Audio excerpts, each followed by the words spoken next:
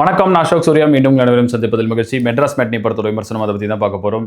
Directed by Karthikeyan Mani, DOP Anand, music KC Balasarangan, edited by Sathishkumar. இதில் நடிச்சிருக்கிறது காளி வெங்கட், சத்யராஜ், ரோஷினி, ஷெலி, விஸ்வா, ஜாங்கிரி மதுமிதா, சாம்ஸ் மற்றும் பலர். மெட்ராஸ் மேட்னி என்ன படம்? இது ஒரு ஃபீல் குட் ஃபேமிலி படம். எல்லா விஷயத்தையும் டச் பண்ணியிருக்காங்க. சின்ன ஜாதி பிரச்சனை இருக்கா? இருக்குது. சின்ன சொசைட்டி ஸ்டேட்டஸ் லெவல் பிரச்சனை இருக்கா? இருக்குது.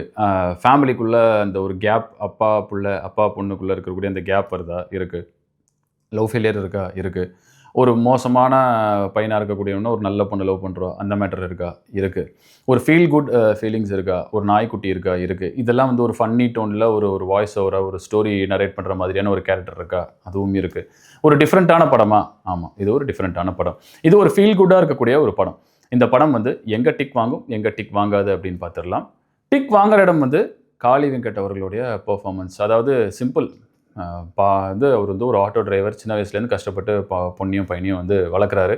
அதுக்கு நடுவில் அவர் ஃபேஸ் பண்ணக்கூடிய பிரச்சனைகள், அவர் எவ்வளோலாம் கஷ்டப்பட்டு இவங்க 2 பேரையும் கரை சேர்க்கணும்னு நினைக்கிறாரு அப்படிங்கிறது, அவருக்கு ஹெல்ப் பண்ணக்கூடிய அந்த ஒரு லோக்கல் பொலிட்டிஷியன் மாதிரி ஒருத்தர், ஒரு கரண்ட் பிரச்சனை, அதுக்கப்புறம் வந்து லோக்கலில் இருக்கக்கூடிய அந்த பிரச்சனை, இந்த பிரச்சனை, அப்படி இப்படின்னு சமாளித்து பையனை படிக்க வைக்கணும், அதுக்கு ஒரு எஜுகேஷன் லோன், அதாவது எல்லா வாழ்க்கையில சராசரியாக நடக்கக்கூடிய ஒரு விஷயம் தான். இதை வந்து இது ஸ்டார்ட் என்ன எண்ட் என்ன அப்படின்னா வந்து ஒரு ஃபீல் குட். அதாவது ஒரு ஃபேமிலி எப்படி இருக்குது, ஃபேமிலி என்னெல்லாம் ஃபேஸ் பண்ணுது, அதை வந்து ஃபேமிலி எப்பயுமே ஒன்றா இருக்கணும் அப்படிங்கிறத வந்து ஒரு கான்செப்டாக சொல்லியிருக்காங்க. அப்படிங்கிற இதில் ஆக்டிங் பர்ஃபார்மன்ஸ் எவ்வளோ ஸ்ட்ராங்காக இருக்கணும் அப்படின்றதுக்கு தான் இவ்வளோ டீட்டெயிலாக வந்து சொல்கிறேன். ஆக்டிங் பர்ஃபார்மன்ஸ் இருந்தால் தான் இந்த மாதிரி கதையை வந்து எடுத்துகிட்டு போக முடியும். காளி வெங்கட் அவர்கள் ரொம்ப யதார்த்தமாக நடிச்சிருக்காங்க. ஸோ அண்ட் ஷெல்லி அவங்க பேரும் வந்து ரொம்ப அழகாக வந்து பண்ணியிருக்காங்க. அண்ட் அந்த பையன் விஸ்வா, அதாவது இந்த லோக்கலில் இந்த துருன்னு இருக்கக்கூடிய பையன் எப்படி இருப்பானோ அப்படி இருப்பான். அதே மாதிரி பொண்ணு வந்து ஐடியில் ஒர்க் பண்ணுறாங்க.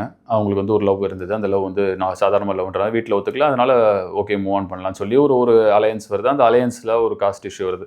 ஸோ இந்த மாதிரி ஒவ்வொரு இடமும் வந்து பார்த்திங்கன்னா பெர்ஃபார்மன்ஸ், டைலாக் எல்லாமே இருக்கலாம், அந்த சீன்ஸ் எல்லாமே இருக்கலாம், பட் அதை பெர்ஃபார்ம் பண்ணால் தான் அந்த எமோஷன் வந்து கனெக்ட் ஆகும். அப்படின்ற பட்சத்தில் கேரக்டர்ஸாக அந்த பையன் பொண்ணாக நடிச்சிருக்கிறவங்களும் சரி, காளி வெங்கட்டும் சரி, அவங்களோட பேரும் சரி, எல்லாமே ரொம்ப நல்லா நடிச்சிருக்காங்க. கீதா கைலாசம் இது ஒரு டிஃப்ரெண்ட்டான பொலிட்டிஷனாக பண்ணியிருக்காங்க. ரொம்ப நல்லா அவங்களோட ஆக்டிங் பர்ஃபார்மன்ஸும் ரொம்ப நல்லா இருக்குது. ஸோ ஆக்டிங் பர்ஃபார்மன்ஸ் வைஸ் எல்லாரோடதுமே வந்து டிக் வாங்குற இடமா இருக்குது.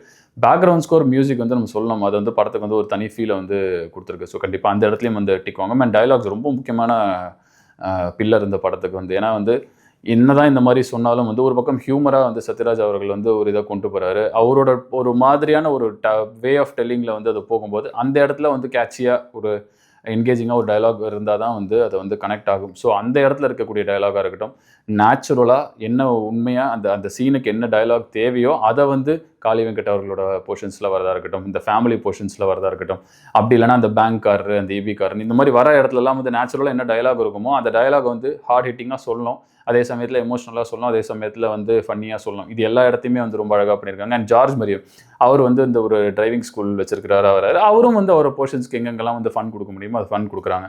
ஸோ இவ்வளோ விஷயங்களும் வந்து acting performance, music and dialogue delivery, இது எல்லாமே வந்து டிக் வாங்குற இடமா இருக்குது. அண்ட் டச் பண்ணுற டாபிக்ஸும் நிறைய இருக்குது.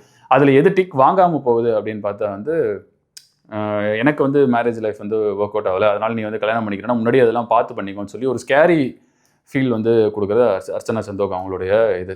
அவங்க ஆக்டிங் பர்ஃபார்மன்ஸ் ப்ரில்லியண்ட்டாக பண்ணியிருக்காங்க, நோ டவுட். பட் இது வந்து சொசைட்டியில் வந்து இது ஒரு டிஃப்ரெண்ட்டான ஒரு எக்ஸாம்பிளை செட் பண்ணிவிடுமோ, ஒரு மேரேஜ்னாலே ஒரு ஃபியர்ன்ற ஒரு ஃபேக்டரை கொண்டு வந்துடுமோ அப்படின்ற விஷயம் ஒரு சிலருக்கு வந்து அங்கே டிக் வாங்காமல் போகிறதுக்கான வாய்ப்பு இருக்குது. மற்றபடி வந்து ரொம்ப இன்ட்ரெஸ்டிங்கான படம் தான். வந்து காளி வெங்கட் அவர்கள்லாம் வந்து ஒரு இடத்துல ஒரு அடி ஒன்று விடுவார், அது விட்டுட்டு ஒரு மாதிரி ஒரு சீரியஸான ஒரு லுக் ஒன்று வருவார். ரொம்ப opt for an action hero லுக்குன்ற மாதிரி, இந்த புதுப்பேட்டையில் முறைக்கிற மாதிரியே, தனுஷ் அவர்கள் முறைக்கிற மாதிரியே இருக்கும் அவரோட பெர்ஃபார்மன்ஸ் வந்து. இந்த மாதிரி பெர்ஃபார்மன்ஸ், இந்த மாதிரி ஒரு ஃபன், இந்த மாதிரி ஒரு எமோஷனல் ஃபீல் குட் மூவி பார்க்கணும் அப்படின்னு நீங்கள் நினச்சிங்கன்னா தாராளமாக இந்த படம் நீங்கள் தேட்டரில் பார்க்கலாம். மீண்டும் இதே போல் ஒரு நல்ல திரைப்படத்துடன் உங்களை சந்திக்கிறேன். நன்றி, வணக்கம்.